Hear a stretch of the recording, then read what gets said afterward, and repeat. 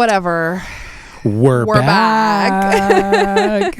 Already fucked up with the soundboard, baby. You know what, guys? We are once again winging it. It is so hot in here. Yeah. It is. That's why I took the headphones off. I was sweating. Oh my! We have sweating. We have no. We have no soundboard today, so we're doing it manually.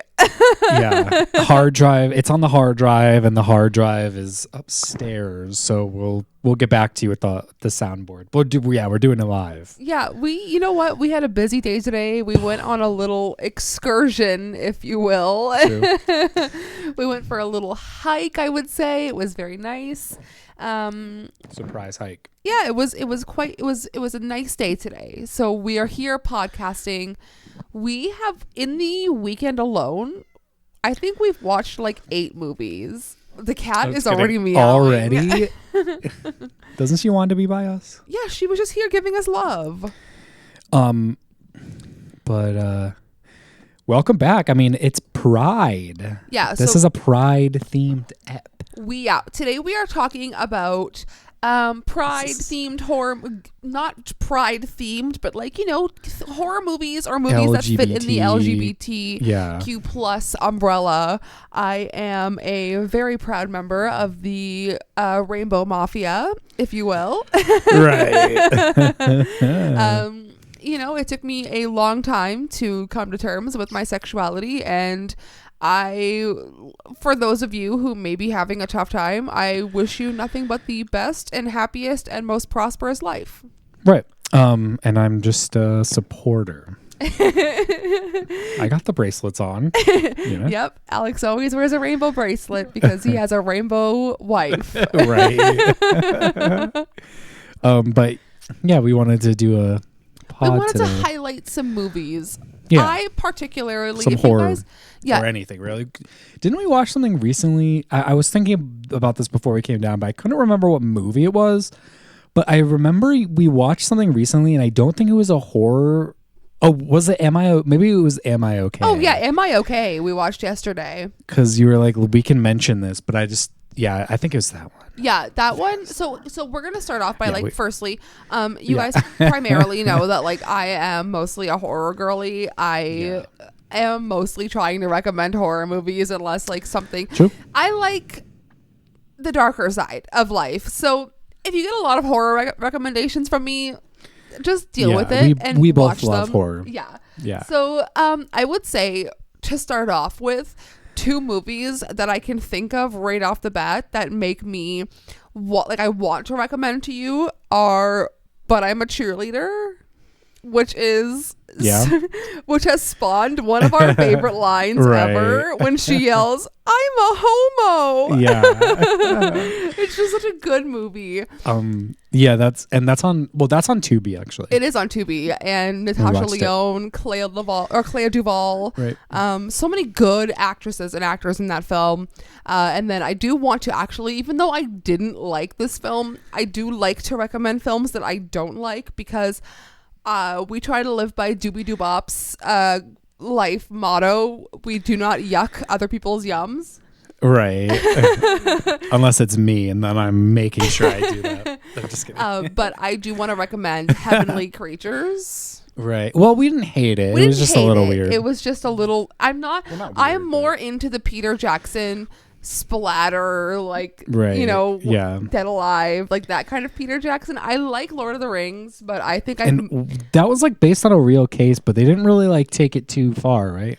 Very true. But once again, I feel like I've moved past my fantasy, wanting to watch fantasy films, and that one just didn't do it for me. Yeah, true. But those are 2 like non-horror movies that immediately I wanted to recommend. Any you want to talk about? For non-horror, well, we mentioned Am I Okay, which we just watched. It's not like amazing. No, but I will say I felt very represented by Dakota Johnson's character, even though it not in like the full sense of things, but like in the perhaps like questioning your sexuality and the Helen Mirren part. She literally said she would fuck Helen Mirren, and I say that every day of my life. So I don't know what we're doing here.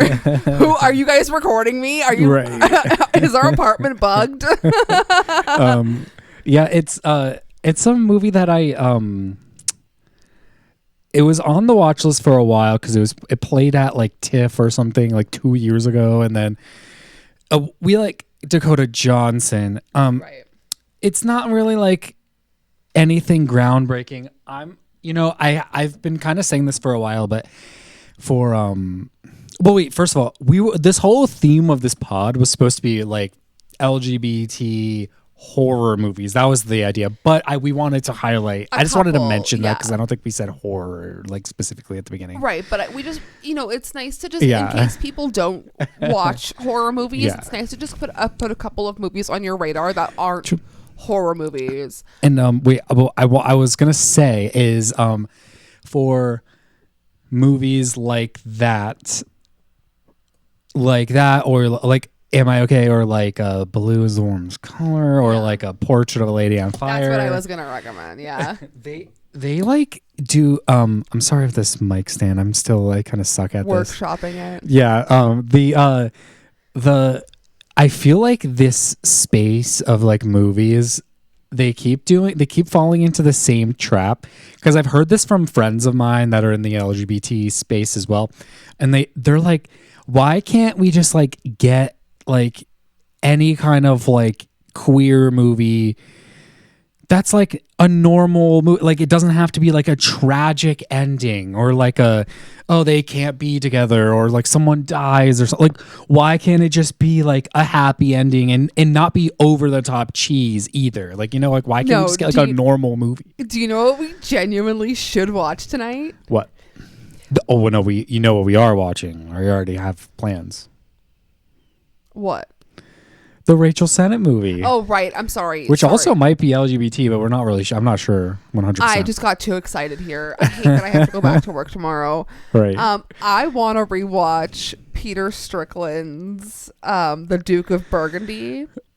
You want to talk about a really good, I don't think I watched that, like, queer film. Right. It is about two women who are in like a relationship, but it's more of like a dom sub relationship. And yeah, Peter Strickland. We do this all the time when we're like, can somebody buy something from our website or listen to our stuff? Yes. Yeah, that's what we do. That was in Fabric, right? That was in Fabric, yeah. But Peter Strickland, so The Duke of Burgundy is about like a dom sub relationship where like one wants to like fully commit, but like one doesn't, and it's so good. Right. Oh my god, I don't want to like ruin anything for you, because like Peter Strickland, he's one of my favorite directors. If you're gonna watch, like, that was my entryway film to Peter Strickland. Yeah. Maybe check that one out, because it's really good. Yeah, and In Fabric's pretty good too. In Fabric is always a good time. I feel like I see like a lot of people that like more like normal movies, like not like our kind of people, but like people who just like watch like normal stuff. When they do put on a movie from Peter Strickland, they don't like it. Yeah, because I feel like it's like is it just us? Like, is it because we like weird things? Yeah, it's like the weird David Lynch effect. I feel like either you really love David Lynch and you understand and you get his vision and you think he's a cool guy, or you look at it from an outsider point of view and you're like, what the fuck? What is this baby? Is that? Yeah. What is this baby in a razor head? And why do you guys why do you have tattoos of it? Like, what? Yeah, what is Twin Peaks? What is Twin Peaks? You know? Right. And who is J. Roach really? And speaking of, should we rewatch Goldmember? It's been about 6 months. Jesus Christ, yeah. Should we rewatch all of them? I mean, Austin Powers, that's our guilty pleasure movie. Yeah. We quote it like every day. You guys hear it on the soundboard. Yeah. We had to keep it on the soundboard. Yeah. So speaking of soundboard, it will be back. Probably next pod. Yeah. And for sure. Well, maybe. Maybe. Well, I'm saying maybe because the audio pods, it depends on how I'm feeling for the audio pod, because it doesn't really matter. But definitely the video. To the audio pod. Hope Yeah. you guys are like checking out the audio Ghost pod. Adventures? Ghost Adventures is wild. Literally listen to our last episode. It is wild. Yeah. But yeah. Should we move it into our horror films? Movies? Right off the bat, I feel like we need to but like mention the more recent Fear Street films, because they had a really great queer like through line through it. Right. We need to like revisit those or something so I can get back into that and understand Absolutely, what's going on. Be so fun. One of the main films that I did want to highlight is A Nightmare on Elm Street 2. Right. Starring Mark Patton, Mark Patton gives me Joe Exotic. Right. But he like that movie is just like Freddy really leaning into the I don't know, like I could swing this way, like Freddy does not discriminate, and it's wonderful. Yeah, totally. And they've talked about that before, like publicly, that it's kind of like they definitely were trying to go for that. Yeah, and it's nice because it feels like it's not what you would expect from a sequel. It's like a change of pace. It's a nice change of pace where you feel like you're following a more like a different character that different people can relate to. Yeah, and they leaned into the like campy effects and a campy storyline and stuff, and that's cool. I'm trying to find. Sorry, I'm looking up. Is it the documentary that had to follow Mark Patton? What was it called? Was it Scream Queen? I don't know. I'm not sure. Hang on, pause. Dead air. Was it Queer for Fear or something, or was that the Shudder show? It's Queer for Fear, I believe, highlighted horror, like LGBT horror all throughout. Right. Podcast. She's here. Keep it going while I look this up. Well, speaking of, we do have a cat in the room. Her name's Ace. And if you can hear her purring from a mile away. Okay, yeah. So the documentary is called Scream Queen, My Nightmare on Elm Street. Did we watch that? We did. If not, I for sure did. When did that come out? 2019. So maybe I watched that without you. Yeah. Well, I don't know. Maybe I don't remember. But there is that. So if you haven't seen Nightmare on Elm Street, I would recommend watching the first one, possibly watching the second one and then the doc after, and then carry on. Right. Yeah, and it's I think that one kind of set the franchise in motion to lean into the camp. Oh, absolutely. Like the funnier aspects, which is it's a blessing and a curse because some of them like are a little crappy, but Do not get me started on the Dream Child. I hate that one. But some of them are like pretty good, like Nightmare on Elm Street 3 and number 3 is the best one, and I feel like a lot of you I think will New probably Nightmare agree. is pretty good. Yeah, New Nightmare was really cool. But piggybacking on Mark Patton, I do want to highlight Swallowed, directed by Carter Smith from a few years ago. What else did Carter Smith direct? Carter Smith was our guy that did The Passenger. Right, The Passenger, Kyle Gallner, yes, and he did The Ruins from back in the day. Right, all right, yeah. Fantastic films. He is another one of those directors that are like, you gotta watch his films because they have, like, there's the gore in them is so visceral and it's so good. True. But Swallowed is about a kid who wants to go off and do gay porn. And the other one, like, they're just kind of trying, they're best friends, trying to just spend their last little bit together. But the one needs to transport what you think is drugs. So he swallows what you think is drugs. But it's not drugs. And if you know, if you know Carter Smith, you know it's not drugs. Right. So it's a little like slow to get going. But once Mark Patton, like that is the movie where I feel like Mark Patton gives Joe Exotic. Yeah. He is so scary. And like Jenna Malone is in that film. Right. Yeah. Jenna Malone, shout out. Yeah, shout out Jenna Malone. What did we just watch? Donnie Darko. Oh, Donnie Darko. She was in Donnie Darko. Yeah. Yeah. Fun really fact. Good. She was in Donnie Darko. Yeah. So I really like Mark Patton, and I think that he delivers a role that it sticks with you, because every time I think of Swallowed, I think of him being crazy in that film. Yeah, and yeah, we definitely liked it. It was a little bit more like art housey, indie vibes. Like, I feel like it's a movie that we can't recommend to everybody. Agreed. But it's a movie that, like, if you're into like a little bit, like some different kind of things, if you want a like movie it. to get under your skin, Right. wink, wink. Right. That's one. I also will take a second to recommend Jennifer's Body, because I feel like the gay community has like uplifted that film. So it's so wonderful. The Rocky Horror Picture Show has been one of my favorite movies since I probably like could remember. True.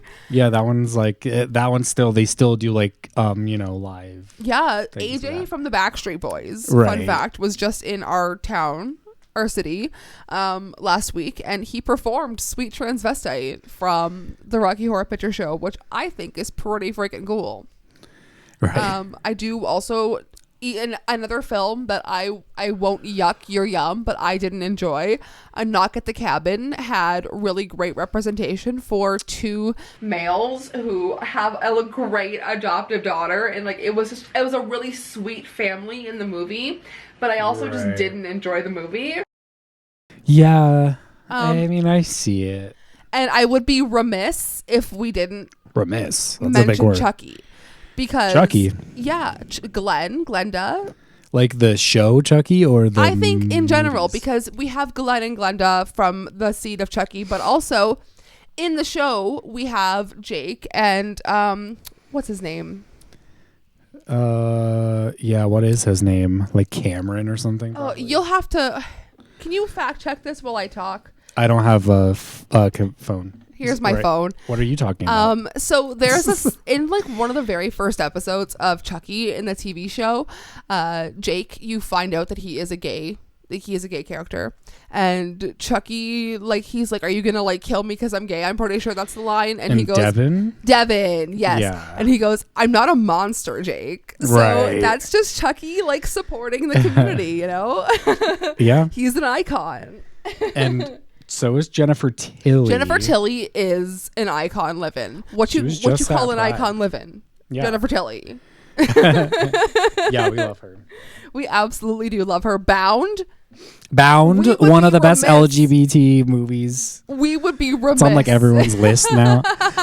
All right. All of a sudden, we talked about it, and then like a day later, every single like publication is like, oh my gosh, Bound. And we did our little film fest last year, and that was one of the movies we covered. And no one was talking about it. We saw that everywhere. It was like the car effect. Once you get a new car, you start seeing that car everywhere.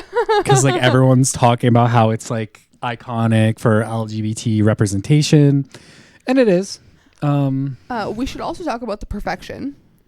Which I think Perfection. Do you remember The Perfection with Yeah, but what's the two leads? They were together at the end. They have a relationship. They literally fuck. I mean, yeah, sure. I mean, I guess that is a representation there of when you meet another woman and you're like, oh, we're gonna go on a trip across the world together. Things are gonna be great. Right. That's the kind of feeling there. Like, oh, you have unresolved baggage though. Okay, let me make you hallucinate cutting your arm off. Right. It happens. True. I don't know. I like that movie a lot. Okay, well, to hear our door, we could talk about Sleepaway Camp. Sleepaway Camp, absolutely. Which is way more iconic than fucking The Perfection. Like, fuck The Perfection. I said we would just mention it, okay? Fuck The Perfection. No, I'm just kidding. No, it's all right. It's okay. It's not it's like Netflixed. It's one of the better Netflix originals. Right. But Sleepaway Camp was quite transformative for me when I was younger. Seeing Felissa Rose's character, the way that the reveal happens at the end. I'm sure it was transformative for her to shoot it back in the day. Right. We don't have our soundboard. Right. You know what I mean? Though? I know what you mean. Yeah. And I'm actually really sad that we didn't get to see her as Angela in more sleepaway camp films. True. I really think that I feel like she maybe regrets not even like doing more because I think she said that in one of them. Yeah, I feel like in the docs, like that was such an iconic role for such a young person, and I understand like maybe not wanting that kind of attention, but looking back on it, like two was incredibly homophobic. I think her like career direction like went in like a different direction. Route. Until like now she's like in every single thing. You could just like ask her to be in something. I'm sure she's gonna be. She was in a movie we watched today, just on Extremity. the TV. She was in like on the TV in a movie like the movie that we were watching. Yeah, she's everywhere. She's in a new movie from Charles Band's company, but she's in a couple of new things from Charles Band's company. But there was like one where it's like she's like. They filmed it at like a convention or something. And I remember everyone was like posting about how Charles Band was like working on something and Felissa Rose was working on something at a convention. And then I just saw a preview for it recently. It was like Joe Bob's going to be in it. We're going to have to watch it. And Felissa Rose is going to be in it. Yeah, we're going to have to watch it. I'm pretty sure it was like they were like going to like a Last Drive-In Jamboree or something. It was something like that. Wow. That they were at. I'm pretty sure. That's wild. Wild. But yeah, Sleepaway Camp 2. Yeah. It is, like we were watching it and we're like, oh my God, like they this is not good. Right. And like the first one they were kind of like playing jokes and like it was like it felt not really joke. Yeah, and I guess not even like just jokes, but like the guys were literally wearing like crop tops and short shorts and like Talk it was about like wet hot American summer, am I right? And then like, in the ending, and then they just like took that and then they made it like into this like weird thing where they were just calling everyone the F word and like making gay jokes. It was really weird. It was really felt weird. Very weird. But I guess it was like more for the time, but I don't know. It was just I'm not like one that's like care. Yeah, I don't really like care about like things aging or it just like we were watching and it was just like it felt like mean spirited almost, Exactly. It didn't feel like it was coming from a place of we're all in on the joke. Right. Yeah. And then it seems like they just like kind of pushed it too far. A little too far. But the first one definitely is like iconic in that space if you want to check it out, especially for the ending. Yes. And I feel like we can maybe bookend this soon. But I bookend it. I will what did I just want to mention? Who said we're ending? We don't have to end. I was just maybe saying we can bookend like this topic and maybe talk about a couple other things. Right. I do want to talk about Alucarda because that has been brought up a lot. It is from 1977. It is about a girl who meets a demonic like vampire and they sex and murder together. And this is what we like. All right. That's what I'm here for. Yeah, that's what I'm here for as well. But no, I just figured we could take a break to talk about a couple other things because we did do a whole podcast on TV shows last time, but maybe we can just kind of catch up with the Tubi reality show House of Heat that's gonna get canceled. That show is wild, guys. It is about like OnlyFans personalities. Well, not just they're just like in general, like sex workers or like, you know what I mean? Like, but they're not like, some of them are like tolerable to watch, but Ava Louise. Oh, she's the worst. And it's not even like a cute kind of like, she's like the worst. Like, cause like we watch Jersey Shore and like they can really be annoying. They're the worst. No, Ava Louise is the worst person that you've ever heard that you've ever come across in the whole world. They're like literally the one guy was creating content in his like private room by himself, minding his own business. Yeah, and she's like watching him, which is like what already kind of weird, but whatever. I would have just like not even, I would have been like, okay, like that's fine. You're literally in a house, like content house, basically. Like, Yeah. No, so that's gonna happen. But then she just walks in and just starts yelling to his live stream that he's like making his like living off of. yeah, and she does too. And then she's just like, oh, he's faking everything. This is all fake. He doesn't even do anything. Management. Yeah.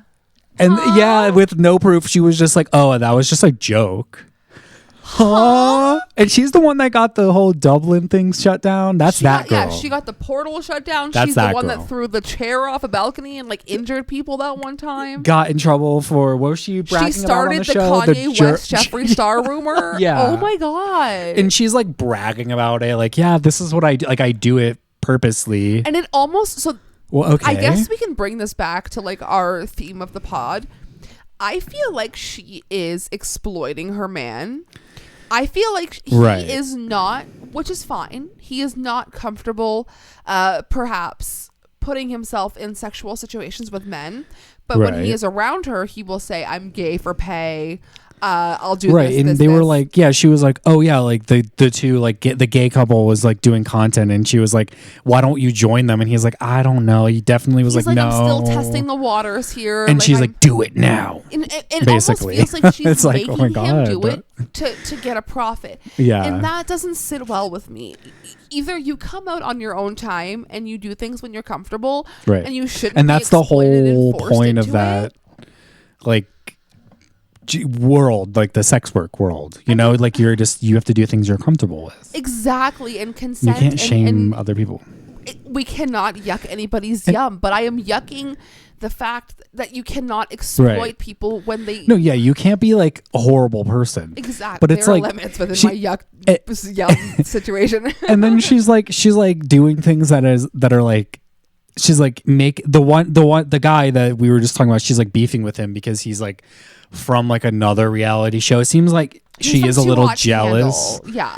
And he's like, I don't take my clothes off like fully or anything like that. Like my content is different. No, this man literally said fully clothed, looks at the camera, goes, yeah, I just walk up and I take a coffee cup and I turn around and I walk away. And he makes fucking millions of dollars on it. Yeah, that's crazy. That's crazy. But yeah, he's like, well, yeah, that's like that's insane. But it's like, that's for divorcees. He's doing that, but she's like, oh, like he doesn't.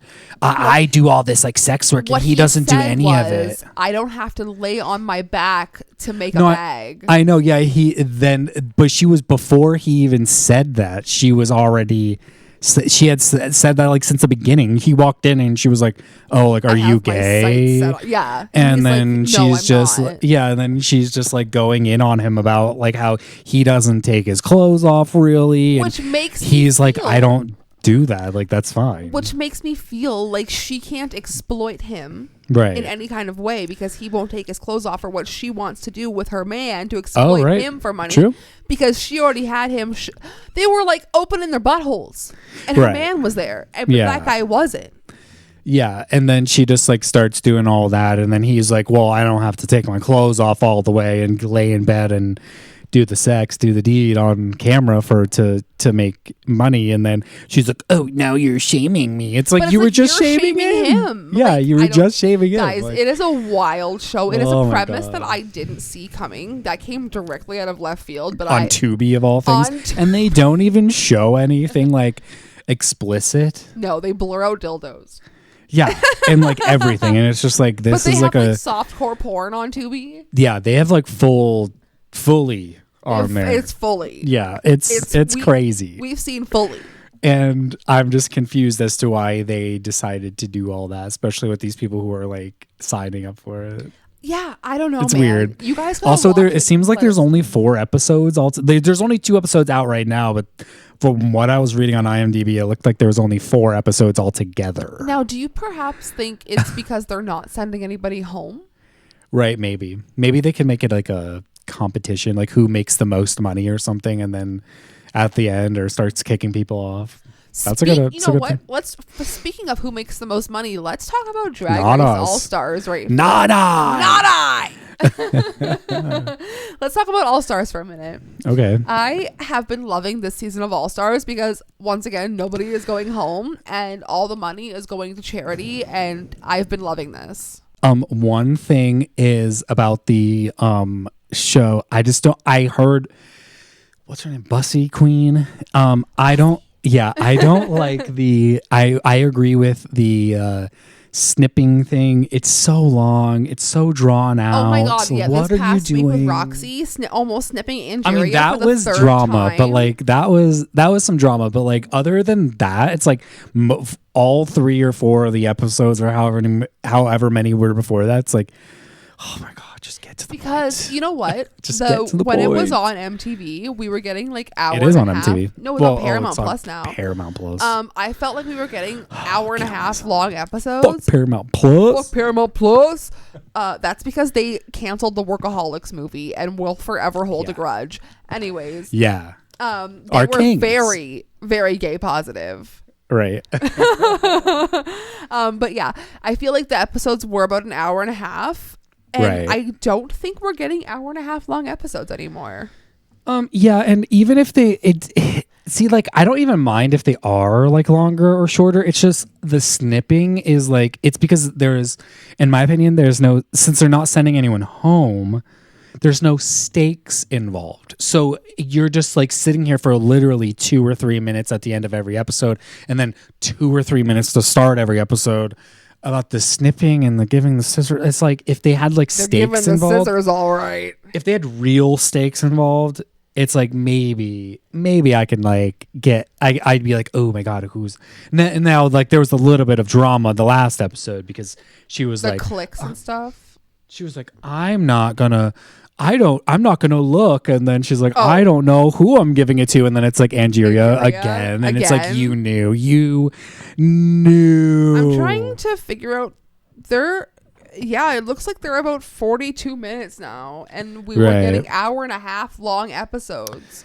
Right, or at least of Drag Race. Of regular Drag Race. I guess it's different because it is All Stars, but like I like when we were getting those hour and a half long episodes. True. It felt like we got to really get to know the queens and sit with them and really get to pick who we wanted to win because we got so much more.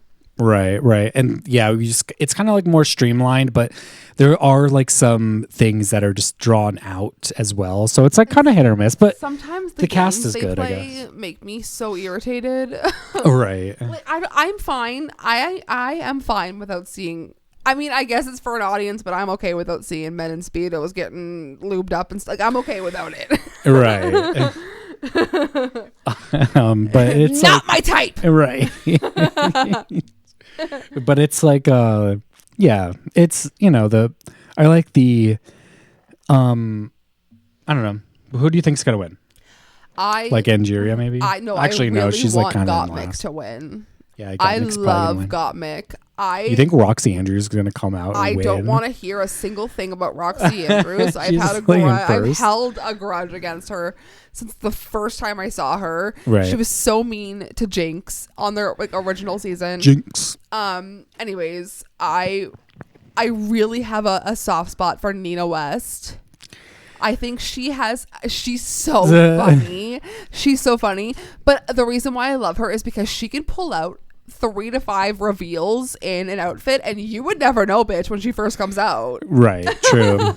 And yeah, exactly. I really some of them are not that good though, but she's like, she knows it, so she just kind of plays into like it's camp. The camp part. I really have been loving Plastique. Georges has been really killing it this season. Why is Trixie so like about Chanel? Like, why is she assing her D? Oh, because Chanel was a fan favorite from season 1. Right. Season 1 or 2. Trixie is like, oh my god, Chanel is like so amazing and this and that, because and she's we're a pageant like, queen. She's very refined. I just cannot stand the way she does her mouth. It's not the makeup is beautiful. It's the way that she carries herself when she's walking and she like flutters her lips a little bit. Should we talk about kimchi? No, we're not talking about kimchi. Hang there? on. Let me kimchi. with love kimchi and almost said Euphoria. Kimchi and Eureka. If you guys are well versed. Mistress. I thought no. I'm talking about Eureka, the actual argument. Okay. I just got Eureka and Mistress confused. Right. But Eureka kind of came out and said that Kimchi was being kind of a bee because she was not letting her share. Like she wasn't, I'm not sharing my clothes with you, Eureka. Yeah, like that's they what won't Mistress fit was you. saying. Yeah. Yeah. You won't fit into my clothes. And she's like, girl. And then Eureka's pretty much saying, girl, look in the mirror. Right. I can fit in your clothes. Yeah. And it's like, it's an argument that I don't think is like warranted, but apparently it's because like Kimchi is denying being a bigger girl, which is completely fine. Like she looks in her outfit on the pit stop, she looked really good. Yeah. It's just that it's just fun. It's just funny. They're picking on each other. Yeah, they're picking on each other over like clothes. When like and Mistress is like, look. Mistress is over here like, shut the fuck up, bitch. Like, I love it. I love the tea. I love the drag community. I just love it so much, and I'm glad that we got to talk about that for a minute. Yeah. Oh, well, speaking of drag community, we just one more movie to put on your list, which we watched. Do you know what I'm going to say? Yes, Slay on Tubi, right? Oh, well, we can mention that too, but I was going to mention another one as well. But we'll talk about Slay first. Oh, what is your movie? Well, we'll talk about Slay first, and then I'll surprise you. Okay, well, Slay has Trinity the Tuck Taylor, right? That's her last name? I think, yeah. And Heidi in Closet? Yeah, they're the two main. And Crystal Method. Yeah.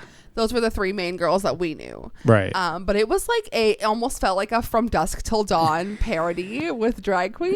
Right. And it's a Tubi original, and it's not bad. No, it's campy. It's very campy. But it's very good. And if you guys don't sleep on a Tubi original just because you think it's going to be bad. Lowlifes was Tubi has some good things, good picks on there. Like I keep mentioning it, but go scroll Tubi for horror. There literally has like, it's almost like Shudder, like the same picks.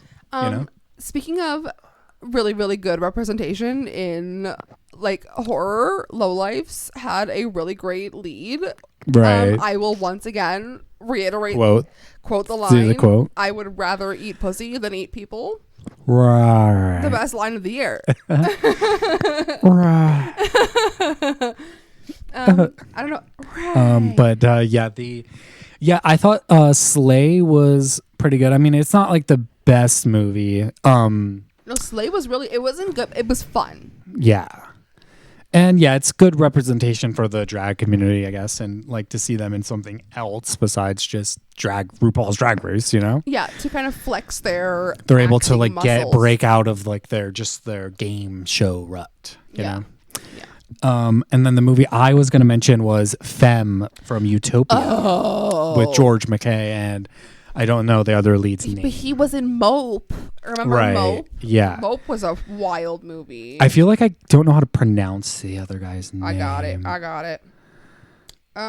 His name is Nathan Stewart Jarrett. Okay. All right. Yeah, that makes sense. That movie was so good, but it almost felt like we're beating the person of color, and it was hard to watch for the movie.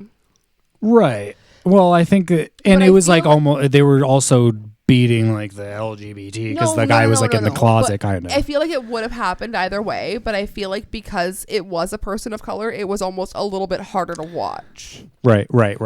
But seeing George McKay, I think that was probably on purpose. Yeah, it was a really effective film. George McKay really stepping out of what we're used to seeing him in for this one. It almost feels shocking. Like it's really good.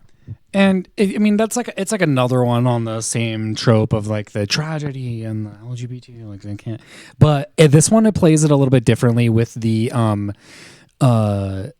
revenge. It was like more of like a revenge thing because of the fighting and which was really good. Yeah. And it's an underground. It's like a little bit slow to get going. Maybe it's a little bit too long, but I feel like it all comes together in the end once you like kind of get going with it. And it has like a lot to say more than just nonsense, Right. And And I feel like maybe we can end it here with something that I feel like has a lot to say and something that I feel like is very important for you to check out.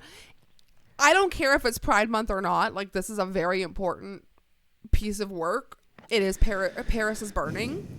I feel like everybody needs to watch Paris is Burning. I feel like just to observe the culture and to appreciate the culture of the ball and the eleganza of it all. I feel like just people who it was gay, straight, didn't matter who you were.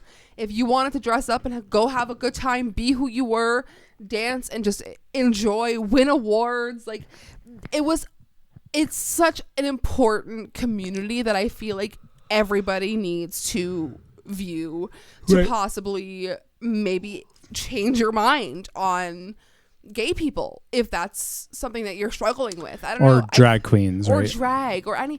I feel like Paris is Burning is just so, as RuPaul would say, fundamental. It makes a lot of sense. Like, once you watch that, and then if you were to watch Drag Race, you kind of like get what's happening. Yeah, I made him watch it. When pretty much when we first started like being together. I made him watch that, and then immediately we started watching Drag Race. And I feel like it made him have a more immersive experience. It made him enjoy it more. It possibly made him understand that drag is not just for the gay men. It is for everybody to enjoy and appreciate. And it's art and it's creativity, and it should not be shamed or banned. Or I am more afraid of a grown man possibly working in a church than I am of a drag queen. I feel like mic drop. Yeah. I'm sorry. I feel like I am more afraid of the guy working behind the counter at my corner store than I would ever be of a drag queen. I feel like there are so many more scary people, and drag queens are used as a scapegoat in so many situations, and it's horrific, and it should not be. It's people living their life. Oh, we didn't even mention Dragula. There's so many different forms of art. Yeah, and that's like an alternative to the RuPaul's, like, because Drag Race, like, you know, they do all of the things, but more polished and like more pageanty. There's like certain rule. Well, there's like unwritten rules you have to follow. Not fully rules, but like unwritten rules. Like if you do something, if you like, you know, whereas on Dragula, they might celebrate something. Whereas like Drag Race, they might think it's like, oh no, that's not happening. And especially if it's like, they don't like it, or maybe they do like it, but they'll make such a big deal about it. Whereas like on Drag Race, they might be like, or Dragula, they might be like, oh yeah, like, this is like just like another day in the on Dragula, they always make it a point to say drag is art and art is subjective. Right, and they're not judging here your to drag. judge their drag. They are here to judge their performance. Yeah, which I think is fantastic. And once again, and they have drag kings on there, which isn't really fully allowed. Who have won their season? Landon Cider. Yeah, true. Which I just got that pun not too long ago. Right. But just in general, I feel like we should be celebrating the gay community and the drag community. And not at the end of August, Windsor, Ontario. Yeah, all year round, though. It's like, well, I mean, like they are Pride. We have Pride Month, but it's like their Pride Our Pride parade Week is in August. Yeah. I don't know. I feel like it's just weird. We need to be uplifting the people around us, because there is so much hate, there is so much negativity, there is so much bad happening in the world. All that we can do is try to be kind and love each other and just not throw stones at a glass house. That's all I'm saying. Unless you're Ronnie Radke, and then you're gonna get killed. Unless you are Ronnie Radke and Ronnie you are Radke live transphobic. execution on TikTok. No, we're not going that far. Oh my god! But I'm just I just don't understand how you can. No, he's literally like transphobic. I can't even get into it because I'm gonna get so frustrated. Anyways. I can't do it. No, I know. I just wanted. I can't do it. You were just saying no negativity, but I just had to throw negativity his way. I hope everything bad happens to him. Hey, Richard Dreyfuss. Fuck you. Yeah, sink down in your chair. Sink down in your ocean, Richard Dreyfuss. Remember his Bill Maher? Yeah, that was him on Bill Maher. Just kept sinking lower, sinking and lower down and into lower. his chair. But yeah, like you guys have to get on that kick. Do you know We what? don't watch Bill Maher, by the way. We watch some other people who make fun of those guys. Yeah, and just because I just want to end here, just because you identify as a man, woman who you feel comfortable as, I don't care if you identify as a fucking hole in the wall. Like, as long as you are living your authentic life and you are happy and you are staying true to yourself, go off, sis. Just don't support Ronnie Radke, and that is how we're going to end it today. No, we're going to end it with do not take advantage of people for personal gain. Unless it's Ronnie Radke, and then absolutely take advantage of it. Do not take advantage or exploit children. I feel like that is very important to say. Yeah. And if you possibly can, find out how to help, donate to, or support your local communities.